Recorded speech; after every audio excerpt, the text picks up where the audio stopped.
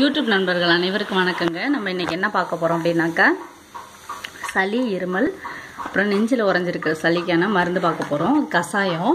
இங்க பாருங்க, அதுக்கு தேவையான பொருட்கள் என்னென்ன அப்படின்னாக்கா, இந்த பாருங்க, சீரகம் வந்து இப்படி பிடிச்சா 3 விரலால் பிடிச்சா எவ்வளோ வருமோ அந்த சீரகம், அதே மாதிரி 9 மிளகு, கொஞ்சம் உப்பு, இது வந்து ஆடாதொடை இலை இருக்கு இல்லையா, இந்த ஆடாதொடை இலையோட கொழுந்து, இது வந்து குப்பைமீன் இலை ஒரு 9 இலை எடுத்திருக்கேன். அதே மாதிரி ஓமவல்லி இலை வந்து ஒரு 5, வெத்தலை வந்து 1, இது வந்து நொச்சி வந்து ஒரு குழந்தை எடுத்திருக்கேன். இப்போது தும்பை கிடச்சா தும்பை வச்சுக்கலாம், துளசி இருந்ததுன்னா துளசி வச்சுக்கலாம். ஏன்னா தும்பை துளசி எல்லாம் இப்போ எனக்கு கிடைக்கல, அதனால் இப்போ இந்த இலைகளை வச்சு செய்கிறோம். இதுக்கு 3 இலை மட்டும் இருந்தால் கூட போதும். முக்கியமாக ஓமவல்லி இலை, இந்த குப்பைமீன் இலை, இந்த வெத்தலை, எவ்வளவு இருமலாக இருந்தாலும் இது கேட்கும். இந்த இலைகள்லாம் வந்து சளிக்குள்ள இலைகள், சளியை வந்து அறுத்தெடுத்துரும். கொஞ்சம் உப்பு கண்டிப்பாக போட்டுக்கணும். இப்போது இந்த இலையெல்லாம் எடுத்துட்டு இந்த மாதிரி ஒரு உரலில் போட்டு இப்படி குத்துங்க. குத்தி எடுத்துட்டு இந்த மாதிரி ஒரு பாத்திரத்தை வைங்க. பாத்திரத்தை வச்சு 2 டம்ளர் தண்ணி ஊற்றிருக்கேன். இது 2 டம்ளருக்கான இலைகள் தான் அந்த அளவெல்லாம். அது இன்னும் கூட காய்ச்சினீங்க, அதிகமாக காய்ச்சணும் அப்படின்னாக்கா அதுக்கு தகுந்த மாதிரி இலைகளை வந்து அதிகப்படுத்திக்கோங்க. இப்போது சிறு தீயில வச்சு நான் வந்து செஞ்சுருக்கேன். இது கொதிச்சிட்ருக்கு, ரெடி ஆகிடும். அது இப்போது இந்த கஷாயம் வந்து குடித்தோன்னா எப்பேற்பட்ட இருமலாக இருந்தாலும், அதாவது ரொம்ப இருமிட்டே இருப்பாங்க, நெஞ்செல்லாம் வலிக்கும், அந்தளவுக்கு இருமல் வரும். அந்த மாதிரி இருமலுக்கெல்லாம் இந்த கஷாயம் குடிச்சிங்க அப்படின்னாக்கா சரியாயிடும். இப்போது பெரியவங்களாக இருந்தாங்க அப்படின்னா 1/2 டம்ளர் 1 டம்ளர் வரையும் கூட குடிக்கலாங்க.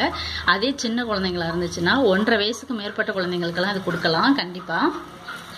அப்படி கொடுத்தீங்கன்னா இங்கே பாருங்கள், கஷாயம் நல்லபடியாக வந்து ரெடி ஆகிடுச்சு, நல்லாவே பதத்துக்கு வந்துடுச்சு. இப்போது எடுத்து இந்த மாதிரி ஒரு ஃபில்டர் பண்ணிக்கோங்க.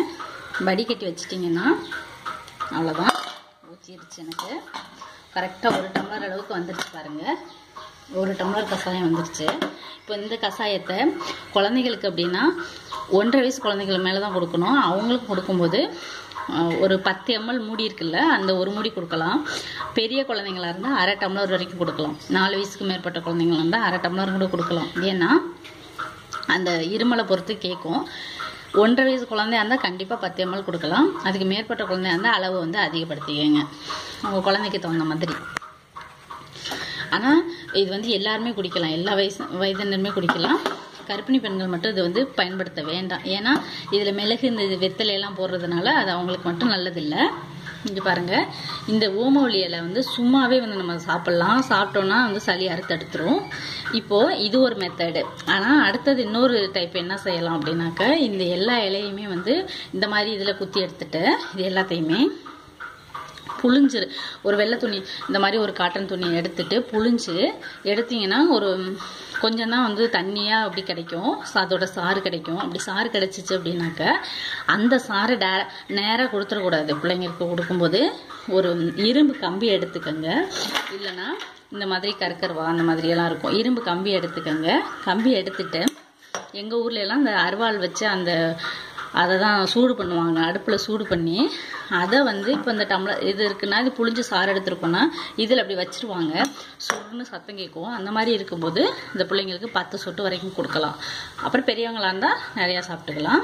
பெரியவங்களுக்கெல்லாம் இது ஒன்றுமே பண்ணாது, எந்த சைடு எஃபெக்டும் வராது. அதனால் தைரியமாக கொடுக்கலாம். இயற்கையோடு இணைவும் வளமோடு வாழ்வோம். நன்றி.